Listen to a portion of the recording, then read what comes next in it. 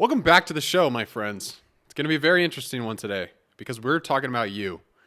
And I want you to honestly answer this question. When was the last time you felt like the main character of your own story? Not the sidekick, not some NPC that's in the background, but the actual main character with your sword in your hand, ready to slay dragons. Well, that's exactly why we're here. So we're going to talk about this today, and that's what our episode is on. So, let's roll.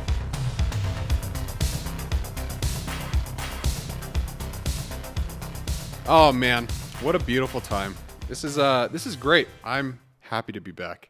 I've been traveling quite a bit.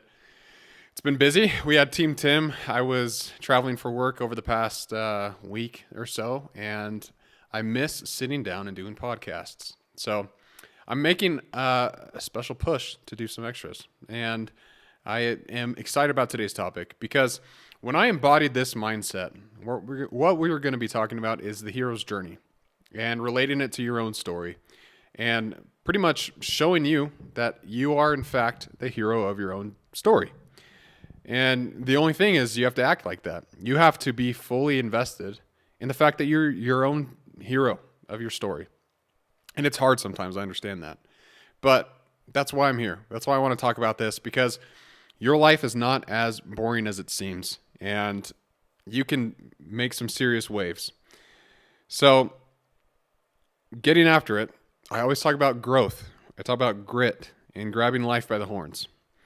And I want to teach you how to become the hero of your own journey because I found out for myself that it is game-changing. And you've got one, my friends. You really do have a story. And even if you don't see it yet, so we'll talk about some of this stuff, but we're breaking down Joseph Campbell's 12-step hero's journey, which is a framework that's been around for, I don't know, as long as people have been telling stories. You've heard of the hero's journey before. Think about like Luke Skywalker. Wow, Skywalker. No, think about Luke Skywalker in Star Wars, or Frodo Baggins, Lord of the Rings, Harry Potter, you can even think of. But they all have a beginning. They all go through some hard things. They bounce back, go through some even harder things, and then ultimately they become the hero, and they win. And that's the thing, is we are all wired for stories. Humans are wired to tell stories and to learn from them. Like my favorite example of this is Jesus Christ. He taught everyone in parables. He was telling them stories with a lesson embedded inside of it, which ultimately led people to make some changes. Like think about the prodigal son, which is one of my favorite stories of the Bible. And it pretty much talks about how this guy loses his son, spends all his inheritance, and pretty much leaves his family and says, hey, see you guys, I'm out. Eventually he makes his way back and his dad takes him right in, pretty much showing that if you repent, you can be forgiven of your sins and welcome back into the fold. So that's a parable. That's just an example. But like, have you ever wondered why you can binge so much Netflix or Hulu, whatever your subscription service is, and then like it's hard to read a book or it's hard to work on a spreadsheet? A book might not be as applicable because a lot of books are stories, but anyways, so this is how we learn. This is how we connect. And the guy who cracked the code on this, his name was Joseph Campbell. And he, back in the 1940s, he studied myths from every corner of the planet. So this was the guy that would study like Homer's The Odyssey. And he studied Greek gods, Native American legends, trying to understand what was the framework of all these stories, myths, legends. And he found that there was all a similar pattern. And the hero's journey, a regular person gets a call to adventure. They face hell along the way, but ultimately come back a better and changed person. So think about that for a second. Like everything that goes on in your life is something you can write about in your story. Like you might have bombed an interview. You may have ran out of gas on the freeway. Those are all things that you can add to your story and how you respond to those issues, those trials. And Campbell's 12 steps are the map to see it. And today we're going to be walking through each one because I believe you're already on your own journey. And all you need to do is start acting like the hero that you are. And to make this a little bit easier to follow and to click more, I want to use Rocky Balboa, the Italian stallion, Mr. Sly Stallone. This guy, we're going to talk about Rocky, not Sylvester, but he's this sweaty underdog from Philly. You know the story. Rocky's an American classic. I think actually, we'll talk about Sly for a second. He got like 8 Academy Awards from that because he wrote it. He choreographed all the boxing. He pretty much like funded it. And then he was the lead actor. Like the guy is insane. It's a pretty cool story actually. But today we're just talking about Rocky. Now, what's step number 1 in this 12-step thing? Because we're going to be breaking down each one, going into them in a little bit of depth here. So first one is the ordinary world.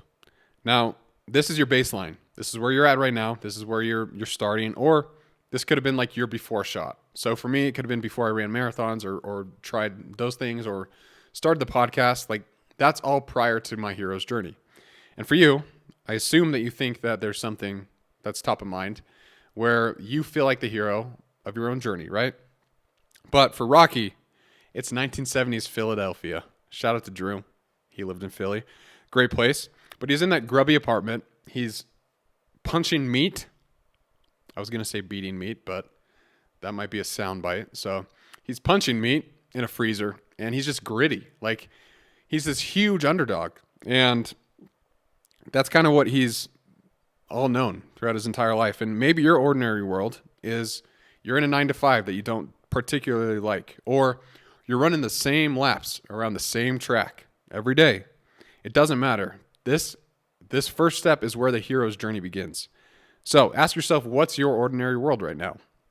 Own it, because this is your launch pad. And step number 2 is the call to adventure. It's something that absolutely shakes your world.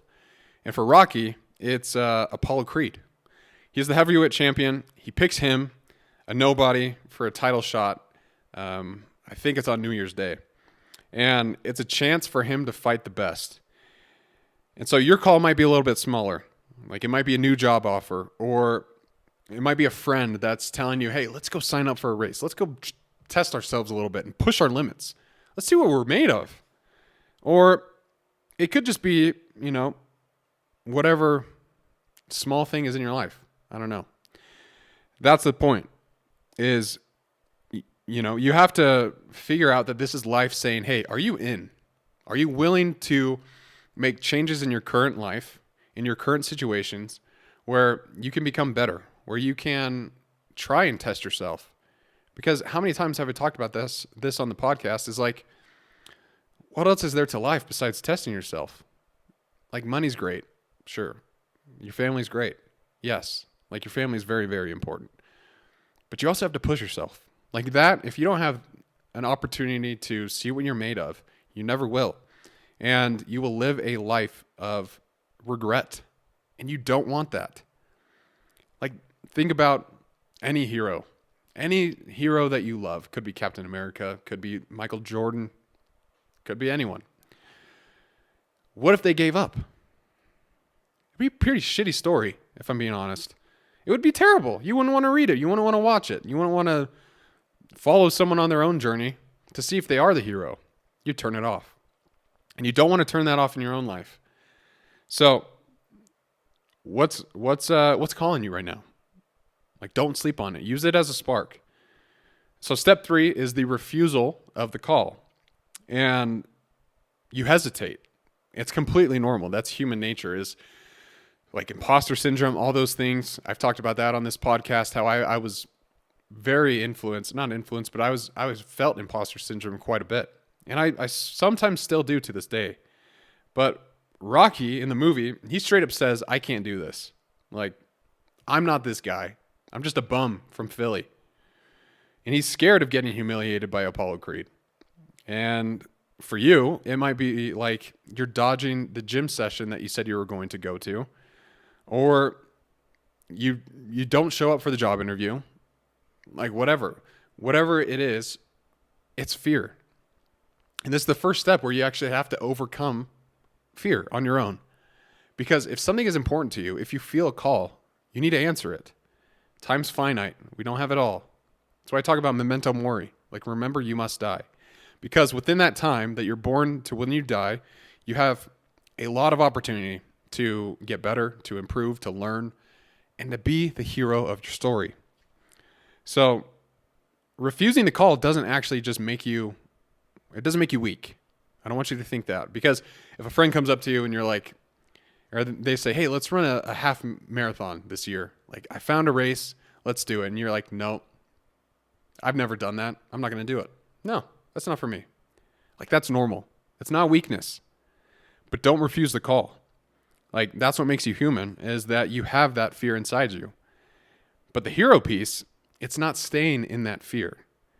So what's got you stalled right now? Call it out and push forward. Now, step 4, meeting a mentor. In Rocky, he finds this scrubby old guy named Mickey, who's just this crusty trainer who's been around the block. Like, he knows his stuff. So he uses him, and he gives him brutal truth and a plan to get better and to fight Apollo Creed. For you, it could be a coach. It could be a friend, a loved one, or even some random YouTube video. I've gotten inspiration from those sometimes. But you need to stop and ask yourself, who's your Mickey? For Rocky, he was his coach. But one thing is for certain is that we can learn so much from other people. And they have so much knowledge that they're willing to pass on because they've been through some of the slumps that you're about to go through. And they know how to get out of it faster. They know that you won't die, and they can help you through the process. Mentors are crucial.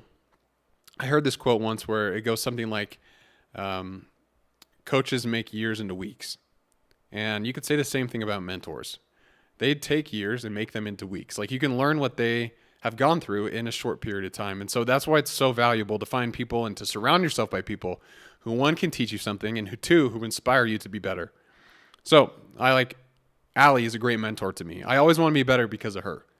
And you can use whatever example you want, a loved one, like whoever it is. If you find someone who's done the thing that you've done before, ask them how they did it and listen to what they say and apply it to your life. Step 5 is crossing the threshold. Now, this is where you say yes and you dive into that unknown. Like with Rocky, he commits, he starts, and he trains like a beast. You know, he's running up the iconic Philly steps, right? He's doing one-arm push-ups. He's doing all these things. He's working out from dawn to dusk, slamming raw eggs, you know, in his shake, his famous shake. Which, by the way, one of my friends in high school, he was trying to pack on a bunch of weight. He was trying to put on a lot of protein. He would drink 12 eggs every morning with some orange juice and some vanilla. And he had the worst gas I've ever smelled in my life. Like, the dude literally cleared out a bus once. Like, he was on a team, and the entire bus ran out because this guy let one rip. So be careful with that diet. But anyways, Rocky's running. He's doing all this training. He has no excuses. And for you, or for me, it could be clicking publish on a podcast. It could be signing up for the race, lacing up your shoes, and getting out there and starting your training. It could be walking into an interview. Like, scary? Are all these things scary?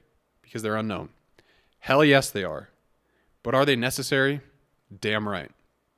Don't think for a second that you can't go through a hero's journey without putting in some serious work, because you're going to have to. But it will pay off if you're consistent, if you're committed, and you have a clear vision of where you want to go. So ask yourself, what's your threshold? Whatever it is, see what you can do today to make one step to cross it. If that's training, if it's studying, if it's writing, find out what you are called to do and just make one step towards it. It doesn't have to be anything big. You don't have to go do Rocky stuff, but start small. And Rocky, along the journey, finds a lot of allies, but he also finds some enemies, which is step number 6. It's literally called tests, allies, and enemies. And the unknown is very messy. Like, you take the example of running your first race, there's a lot of unknown. Like, Team Tim was about a week ago, and there were some people there who ran their first half marathon, and they may have broken down prior to the race, but guess what? They finished. They broke down because they were afraid of what was to come. And once they confronted it, once they got ahead of it and pushed themselves, they actually realized they were capable of doing a lot. So with Rocky, his training, which could be considered his tests, were filled with ice baths, one-arm push-ups, lots of boxing, and those were his tests to get ready. He had allies like Adrian. I think that's how he says it in the movie. That's my impression of Sly Stallone. Adrian, we did it. Thank you. That was rough. Anyways, Adrian's his ally. Motivates him the whole way, cheering him on. And Apollo Creed, obviously, is the enemy, right? Because he wants to make a joke out of Rocky. He wants to beat him up. So my advice to you is you'll face tests. Like you'll face rejection. You'll face doubters. You'll even face your own brain telling you to quit. And when that happens, you keep your Adrians close and you tell your Apollo Creeds to pound sand. Get them the hell out of your life. Because if you keep your enemies close, in a sense where you're getting influenced by them and listening to what they have to say, it's going to make you not so excited to pursue your own journey. So what's testing you? And who are your allies? Fight through it, because the tests are what build you into who you are to become. This next part is number 7. It's approach the innermost cave. What does that mean? Well, this is where the big test looms. And Rocky, this is like, think about Rocky's fight night. He's in the locker room and his heart's pounding. He's staring down his own fear of getting, completely flattened by Apollo Creed. And maybe your own cave is race day. It could be. You might have a lot of anxiety on race day, and still to this day, like I ran Team Tim. I don't know how many half marathons I've done. I don't know how many 13.1 training runs I've done, like 13.1 mile training runs. Like, I don't know. But something happens on race day where I just feel a knot in my stomach. And it's like nothing can undo it. It's just stuck in there until I get to the race, until I'm on the starting line, and then it kind of dissipates. But I know that that's the case, and I just have to push through it. And like, it is tense. Yes, it's very hard. But let me tell you something. You are built for this. You're built for life's tests. And whatever your cave is, step into it. Step toward it. Because that's the only way that you can improve, is confronting what is ahead of you. Like, you will learn a lot on your journey about yourself. But you have to be observant. You have to actually look for these things. And step number 8 is the ordeal. Which, the ordeal, you can think about this as like the dark moment where everyone seems losing. Everyone seems like, it seems like you're losing, right? I think about the Avengers. Like, the Avengers, I think it was Infinity War where Thanos does the snap, That right there is the ordeal. Half the universe is gone, and life as people know it is completely changed. And so the whole next movie is them trying to battle it back, but that's the moment where you're like, okay, did the heroes lose? Like, what's going on here? And Rocky, like, he's in the ring for 15 rounds, and he's getting battered left and right. His nose gets busted. I think he even says, like, hey, cut me out. But no matter what, like, he keeps on swinging. And there's that famous quote, it doesn't matter how hard you get hit, and it matters how many times you get hit and keep going. I don't think that's in Rocky 1, but same thing. Like, he just keeps fighting. And your ordeal might be tanking a pitch if you're selling something, or running a marathon, hitting a wall at mile 20. That could be your ordeal. It could be facing some kind of silence after you take a big risk. And it's brutal. But this moment, this right here is where heroes are forged. And you've been here. I'm sure you can think of a time in your life where you felt very down. You felt like there's nothing that could get you out of this situation, that your whole entire life was in shambles, and yet you survived. You got through it. And that's the whole damn point of this, is to teach you that when adversity comes, you face it, and you don't let it stop you. You don't let that be the final, I guess, stamp on your on your journey. No. You keep going and you fight through it. Because if those people who ran Team Tim for their first time gave up, that would have been a terrible story. But they didn't. They pushed through. Now, step 9 is where it gets kind of fun. This is where you find your reward. Like you make it through. You grab the prize. You snag that medal on your race. Or you kill a pitch. You do so well in your interview that you're like, okay, I can take a step back. For Rocky, he goes the distance. Like, he doesn't just win. He stands tall. And he proves he's no bum. Like he said he was. And he's yelling at Adrian because Adrian's like, you know, his number one fan. And for you, or for Rocky, obviously that's his win. Like that's his reward. Is he won the fight. He's going to go see Adrian. And for you, it might be you landed the job. You crossed the finish line. Or you just, you know that you didn't quit. Which is something that I wish a lot of more people just wouldn't do. Is quit. Because oftentimes when it gets the hardest, that's when we're on the brink of something great. I've seen that in my own life too many times to say that that's not true. Because it is. Like, I've quit some things that I wish I never did. I wish I didn't quit piano when I was younger. If I stood through it, if I stuck with it and continued to refine my skills, I'd be a decent player now. But I didn't. I quit. And now, if I wanted to start that back up, I'd have to embark on a new journey, which would be full of trials and tests and mentors, like everything that we're talking about. An ordeal. Maybe I bomb a piano recital. But there's so much on the other side of not quitting. It might not be a financial reward. It might not be anything. You might not get an actual reward. But maybe the reward is that you know that you pushed yourself and that you kept going, which ultimately your reward will be confidence. Because confidence comes from doing hard things. Confidence does not come from shouting affirmations into a mirror. It comes from building an undeniable stack of proof that you are who you say you are. Step 10 is a roadblock. And, you know, you're not done. You have to head home. You have to tie up loose ends. Rocky, he's bruised.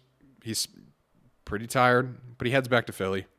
And now he's the guy that took on Apollo Creed. And so maybe you killed the race that you signed up for. And now you got to keep training. Like, this is the part that is not sexy. This is real. Like, you have to keep doing what you're doing to keep getting better. And so what's your road back? Like, keep walking. Because this right here is part of the grind. Whenever you get your reward, you set your sights on something else. It could be another race. It could be something else. But getting after it, getting after life is exactly that. You accomplish one thing, and you figure out what your road is back, and keep pushing forward.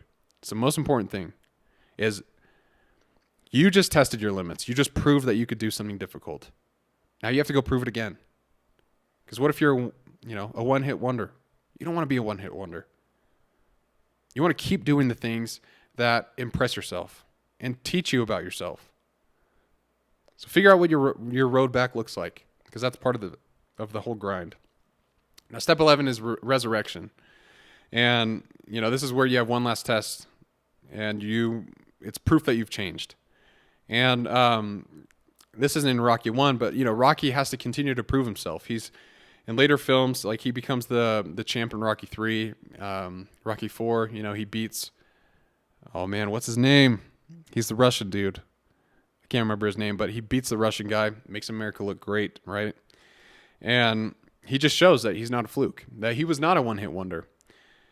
And so let's take like a work example. Maybe you bomb a speech, but you nail the next one. And maybe you sign up for another race, but you PR that one. Like, you're not the same as you were before. You're a better version of yourself. It's ultimately what we're trying to accomplish here. So where have you been resurrected, as weird as that might sound? Because this is where you need to celebrate it.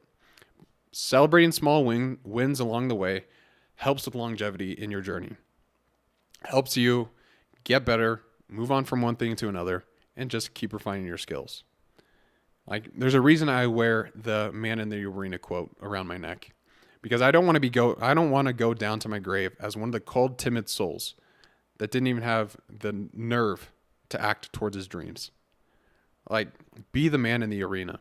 Be the one who has blood, sweat, dust marred all over their face and are willing to push themselves. And if they fail, they failed at least giving their all.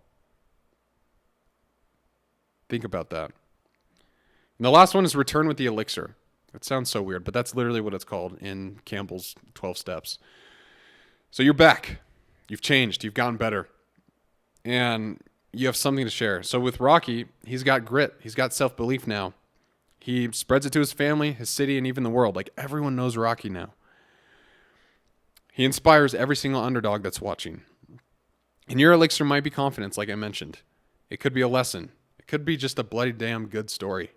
Like, it could be any of those things. But what have you got to share?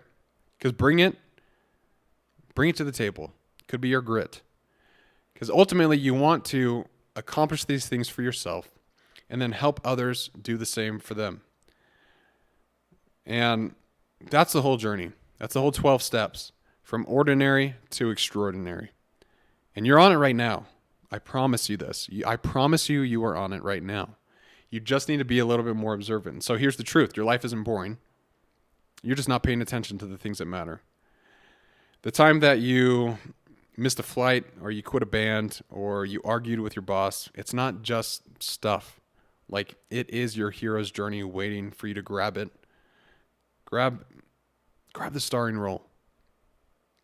Campbell's map shows us that every step's a chance to act, not to wait, not to wish, but to act.